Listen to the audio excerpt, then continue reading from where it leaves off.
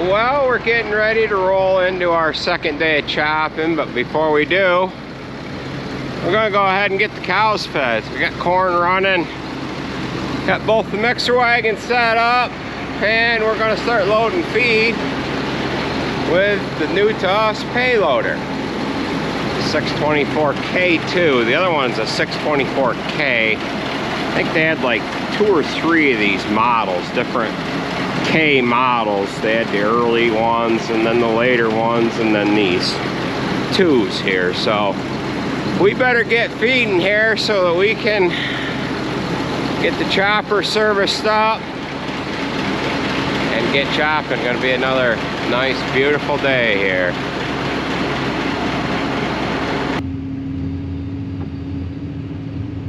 Alright, we've got both mixer wagons loaded with haylage, and now we're loading stuff out of the commodity shed onto both of them. We've got a grain protein mix, cotton seed, and high moisture corn, which is in the upright silo that is in behind the commodity shed. We got done feeding high moisture corn out of the bunk about 3 weeks ago, and now we're gonna get that corn fed up out of the silo, and hopefully we get that gone before we start combining corn. Works out good to have that silo right behind the commodity shed. It enables us to run that silo while we're loading the mixer wagons here. So I get a lot of different repetitive questions every time I do a feeding video, and we'll just kind of answer some of those right now. Some of you have been wondering why we use 2 mixer wagons. Well, we want to have a spare mixer wagon so that in the event that one goes down, we have a backup. And being that we have 2 of them, we find it's just easier to use both of them since we have them. The other question I get is, you know, why don't you get a bigger mixer wagon and do away with both of those and just mix with one big one? Well, these 2 mixer wagons are pretty good size. They hold right around 32,000 pounds to 34,000 pounds of the TMR mix for milk cows. That's roughly around 1,100 and some odd cubic feet.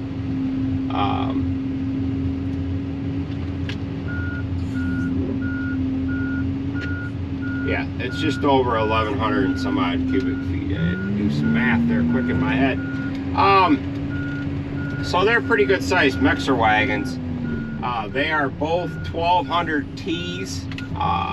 They're basically the same size mixer wagon that you would put on a truck, and that's another question I get is, you know, why don't you just get a truck mixer wagon? A truck mixer wagon would be handy, although they're real expensive. They're over $300,000 for a truck and mixer wagon, and if you have something happen to the truck, you're kind of SOL.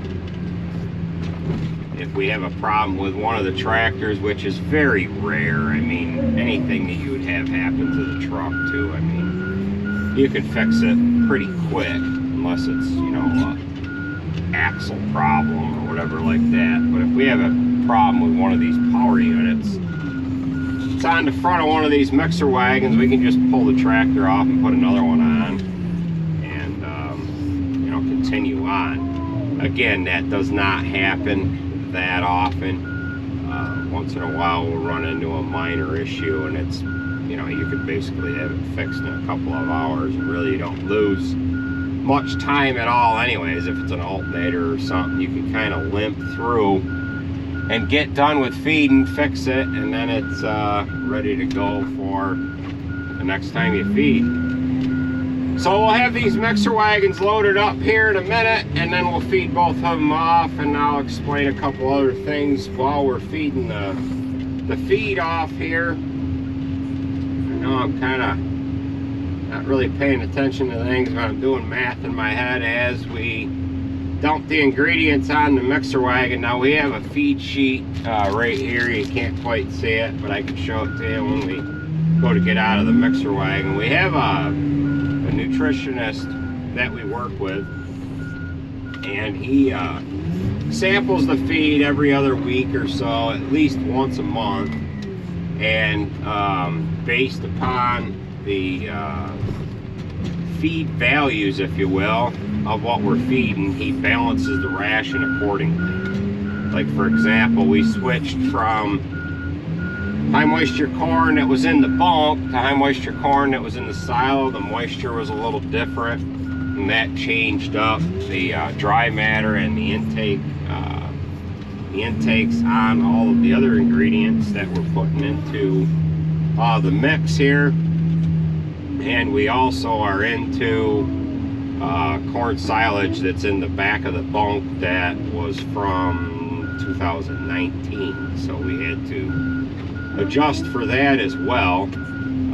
BMR silage, that is. Now BMR stands for brown midrib. It is a hybrid that is grown or fed specifically to dairy producing animals.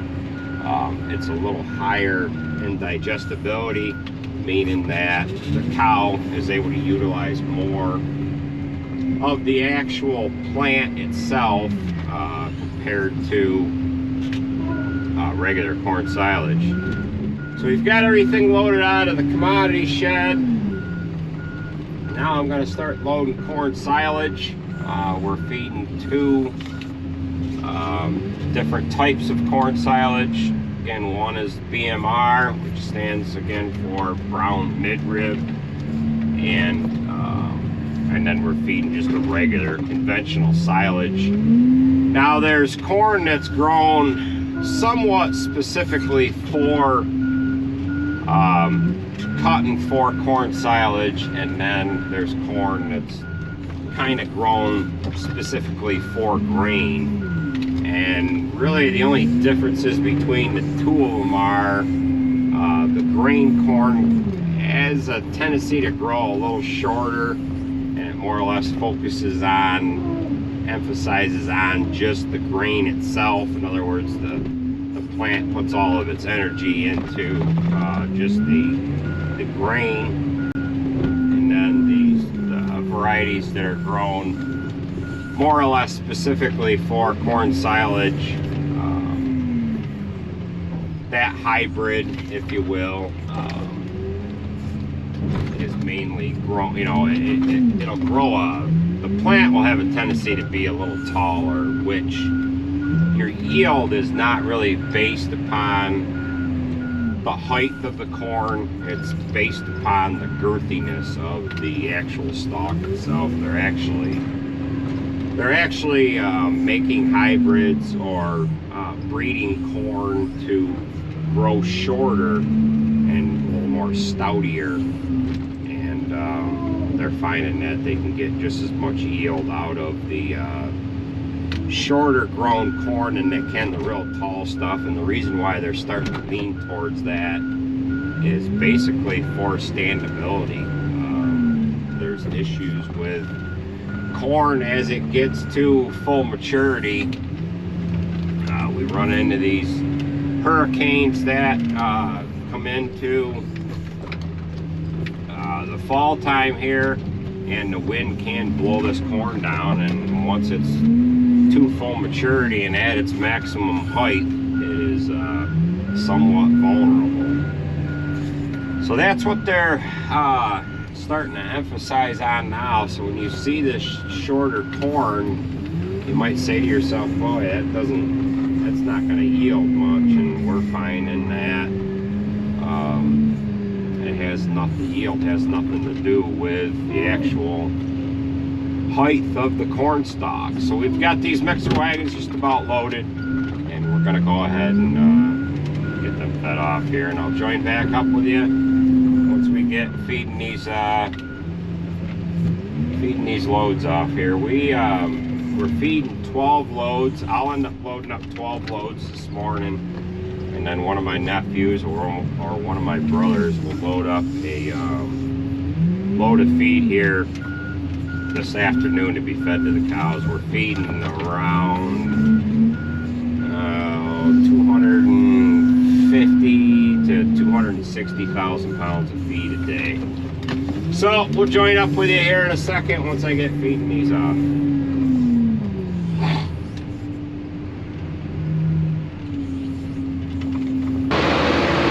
Alright, we've got both mixer wagons loaded, and I need to let this silo loader down.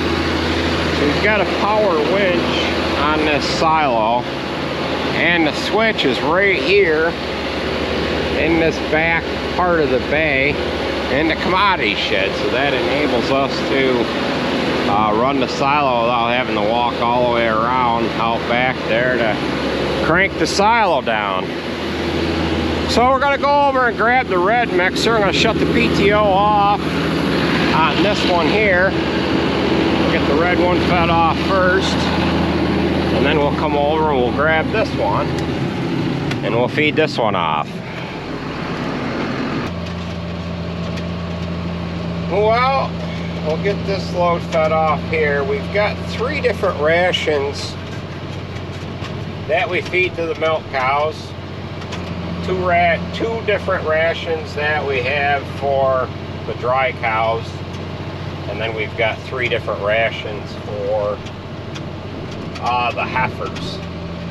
So we feed all the milk cows first, and what we have to do is we have to put a little bit in front of everybody so that they've got something to eat while we're loading feed, and then we go back through and add to it as we move on through the morning feeding the cows here. So we've got our cows in different groups, and not all the groups are the same size, and the different lactating cycles are, you know, the heifers, the fresh cows, and the high cows, they're all different size groups too, so we don't have everything all in one line. We'll feed a group here, we'll feed a group over in the other barn, and then we'll be over into the third barn. So this load here that I'm dumping off, I have to feed in 3 different barns.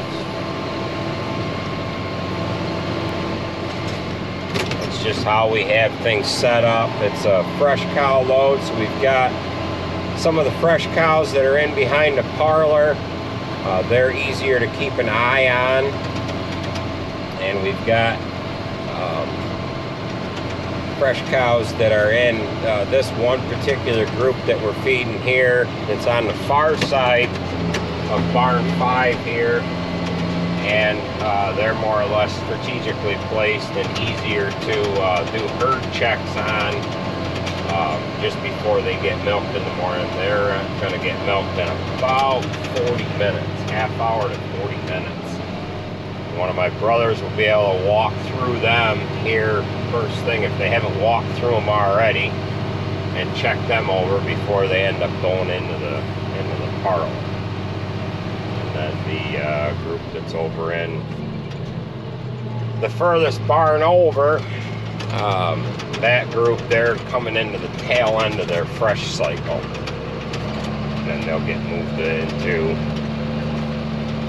the different groups, into the high group after that.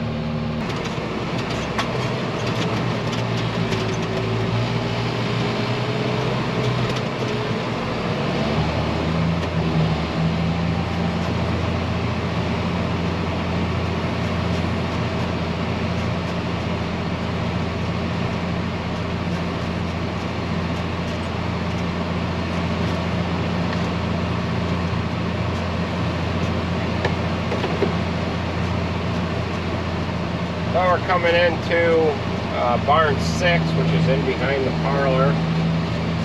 This is a dead-end feed alley here. In other words, we cannot drive all the way through this barn. We pull in, feed what we have to feed, and then we back out of the barn.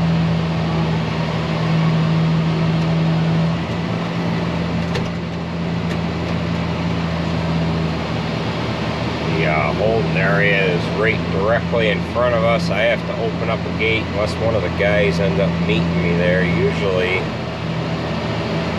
one of the guys is right here. Our timing might be off a little bit, and they end up usually getting this gate for me.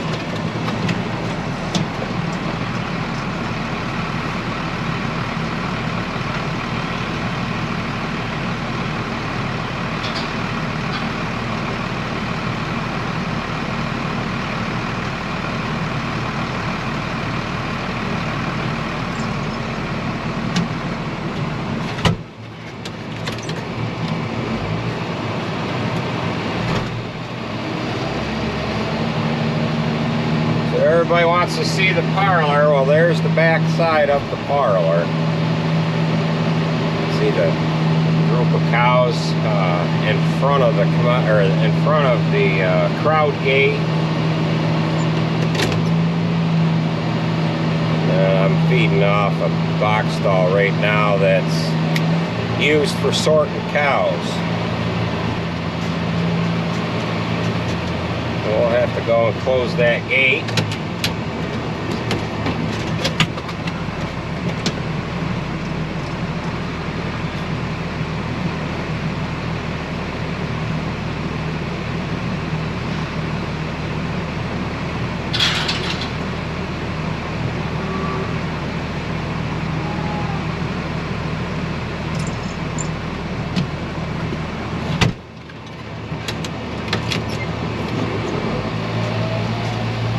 Now we'll go ahead and back out of this barn, and we'll feed the rest of this load off over to barn 8.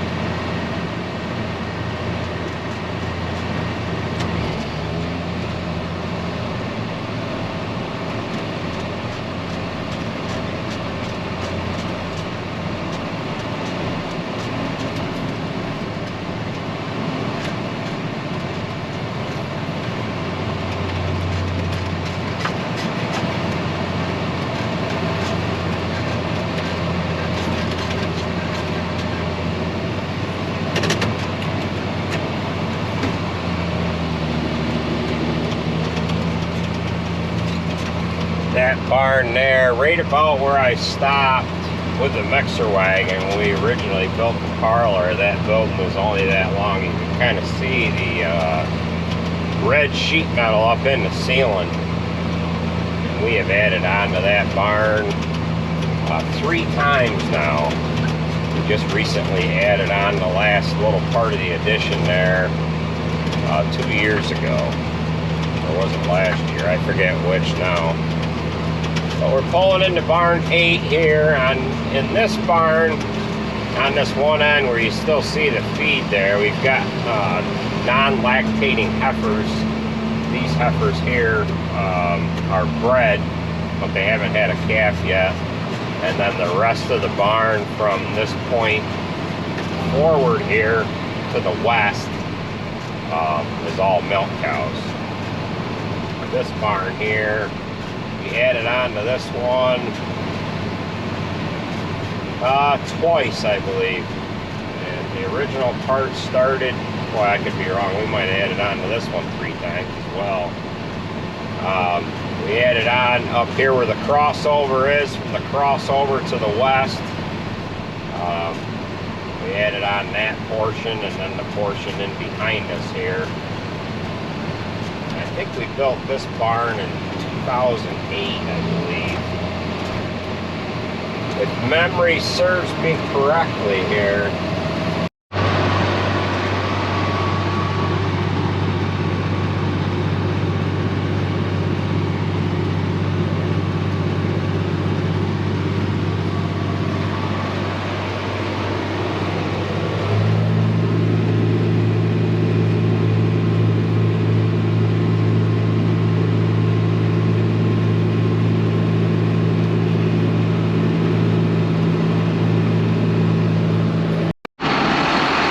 I've just cranked the silent loader down, or let the silent loader down, and why don't I just stick you guys to the side of the mixer wagon here.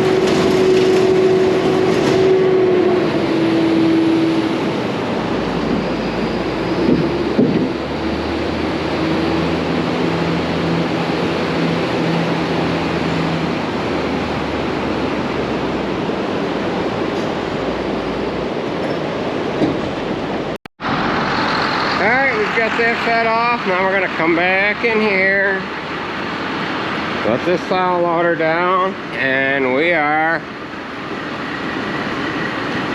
load these two mixer wagons up again. So we'll come back at you once we get into feeding or loading the dry cow rations. I've got 2 cow rations to load now, milk cow rations. We'll feed them off. And then I've got 2 dry cow rations to load up. Alright, we've got feed in front of all the milk cows now. It takes us 3 loads to get something in front of all of the milk cows. We've actually fed 4 off, but being that we load these mixer wagons in pairs, it ends up being 4 loads. Everybody fed. So right now we're feeding, or I'm loading up feed for dry cows. I just dumped a bucket load of dry hay into the one mixer wagon, and I've got to go get another bucket load of dry hay for the other one. I've got 2 more loads to feed to the milk cows, which will feed those after I get done feeding everybody else here. Like I said, we're feeding or loading up feed for dry cows right now. Then we'll go into loading up feed for the little heifers, and then the bred heifers, and then we'll finish up with the last couple loads that go into the milk cows here, and then we'll get ourselves over to the chopper. I've I've got fuel in the chopper already. However, I only had 100 gallons with me. I've got to take another 100. We'll top it off, and while it's getting topped off with fuel, we'll sharpen the knives. I ended up blowing all the dry stuff off of it last night. Wiped the dust off the windows. This time of year, the dew sets in pretty heavy. And if you leave all the dust on the windows, it turns to mud, and then when it dries, the stuff doesn't come off. It takes a lot longer, a lot more effort to wash the windows. So we've got another bucket load going over to the red mixer wagon. We're running out of room in this one bunk to dump our ingredients into. So we're having to travel out to this back bunk here. We end up getting things set up from the day before, and I just spilled a couple of flakes of hay off of that one bucket load. I'll have to go back and clean that up. Tomorrow we're going to have to start loading mixer wagons in that back bunk, because we're filling this bunk 1 here. What we'll end up doing is to our right side here, bunk 2, where we have them numbered from right to left, not left to right. We have them numbered from right to left, 1, 2, 3, and then 4 is out back. We have in that bunk, kind of to our left, we have corn silage, BMR silage rather, that we put in there last year, and we'll feed that once we're done chopping for the year, and then that'll give us corn silage that has already been fermented. It's already gone through the fermentation process, and the cows just milk better on feed that is cooked out. Green silage, green haylage, and whatever, it doesn't agree with their diet, and they end up losing a little milk production. And we always try to feed a fermented feed that's at least fermented for at least 3 weeks. We'll get these loaded up, and then we'll join back up with you when we feed them up. Alright, we're pulling into barn 9. We have far off dry cows in this one small, it's not really a quarter section of the barn, but it's in this one left corner here. And then we've got heifers in the rest of this barn. We've got a connected building that runs between this barn and barn 8, and then barn 8 has a connecting building running between it and the parlor, so we can run animals back and forth without having to load them on a trailer here. So when we put these cows into this dry cow group, we can just run them right down through those connecting buildings to get them over into this barn. Eventually, someday, we'll have milk cows in this barn.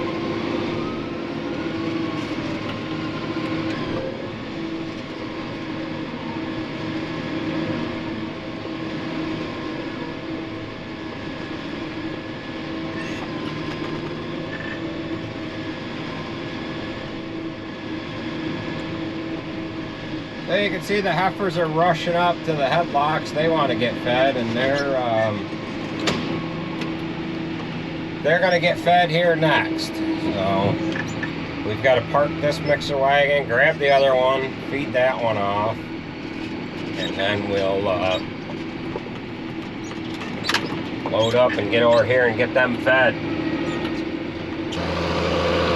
Well, we've got some natural lighting now, and I've got 2 loads loaded up for barn 9. One on the red mixer there, and one on the white one. And we've got one of the guys putting sand bedding in. So we'll run on over and dump this load off. I gotta turn my frickin' scale, almost forgot to do that. So we've got 28,000 on this load, and this is just haylage and corn silage. This load here is going into the middle aged heifers, which is in the middle group of the barn here. And the guys are also here now cleaning barns. So we've got the vac truck dumping a load of manure off into this front pit here. And we'll head on over and get this load fed off.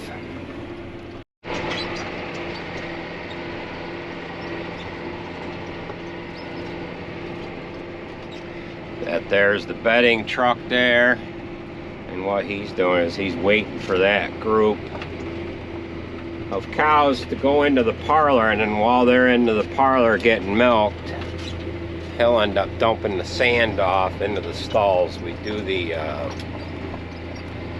do the stalls once a week.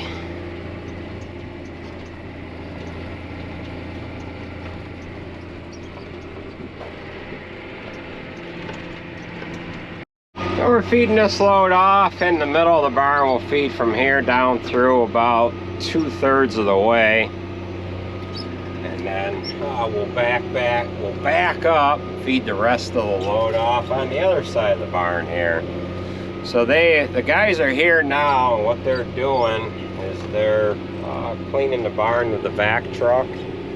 They have moved everybody over from the feed alley section of the barn over into the stall section, and then the vac truck will come in, clean the barn, and then they'll let everybody back to the feed alley here. Being that they've got fresh feed, it shouldn't take them much. It doesn't usually take much, rather, to get them over from one side of the barn here to the other.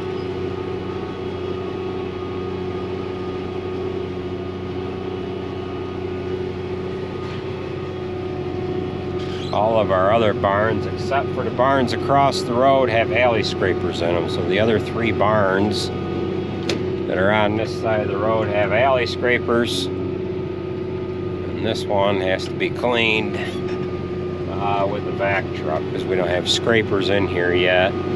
The other barns have manure storage under the barn, and if we were going to put alley scrapers in here, we'd have to have some place to dump the manure.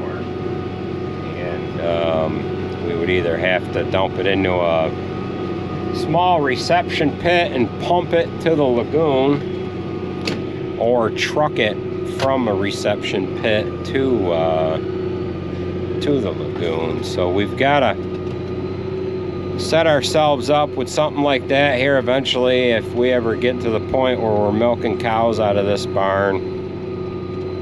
We'll have to do something with the way that we handle the manure out of here. We're only cleaning this, we clean the stall sections once a day, and we clean the feed alley sections twice a day. There's not a lot of manure right there, but the other barns that we clean with the alley scrapers, they're being cleaned all the time, and the cows stay a lot cleaner.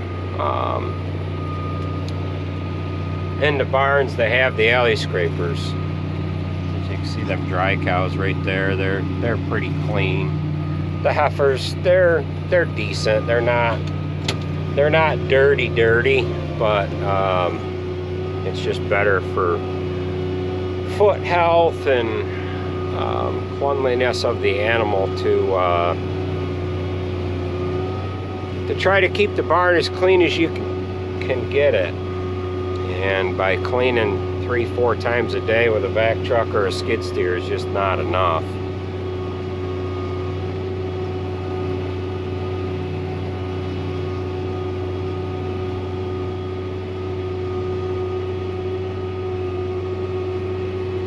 The guys start cleaning barns at 6 o'clock in the morning, and they get in here just before we get the feed fed out.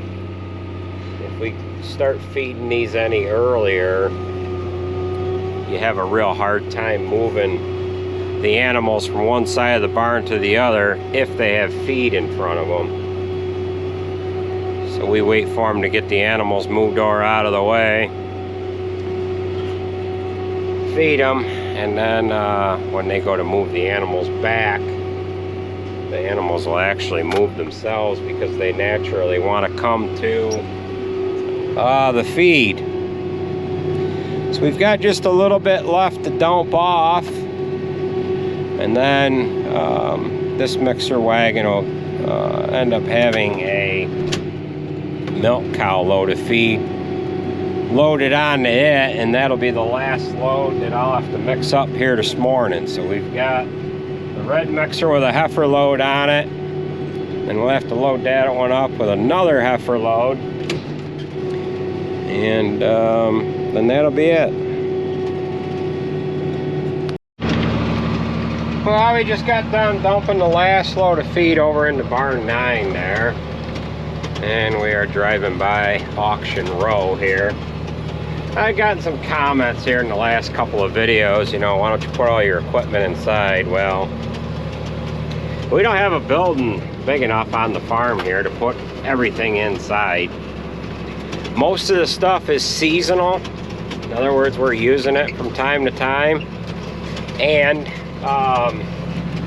you know, we kind of need it from one week to the next, so it's currently sitting outside.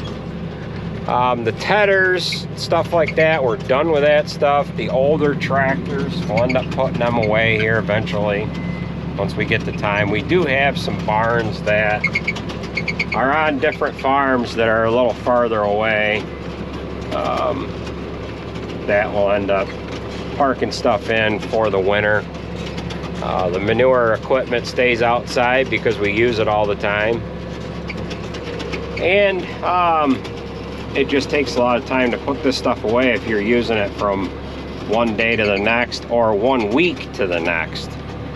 So we've got 2 loads of feed left to load up here, and then I've got to take a couple of doors out of the silo. I've got to move the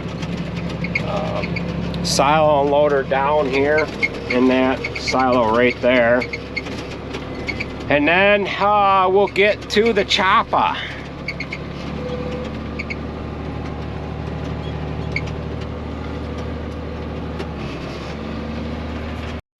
Well, folks, that's gonna about do it for this video, I guess. We're gonna get chopping here, and maybe the next video that I come at you with will be an actual chopping video. So we are in the day number 2, and we started on this day last year, 14th of September. So we're just gonna run the sharpened stone over the knives, and I gotta finish filling up the fuel. I filled up last night when I had that tank there, and I'm just popping the tank up here now. So thanks for watching, folks, and we will catch you at the next one.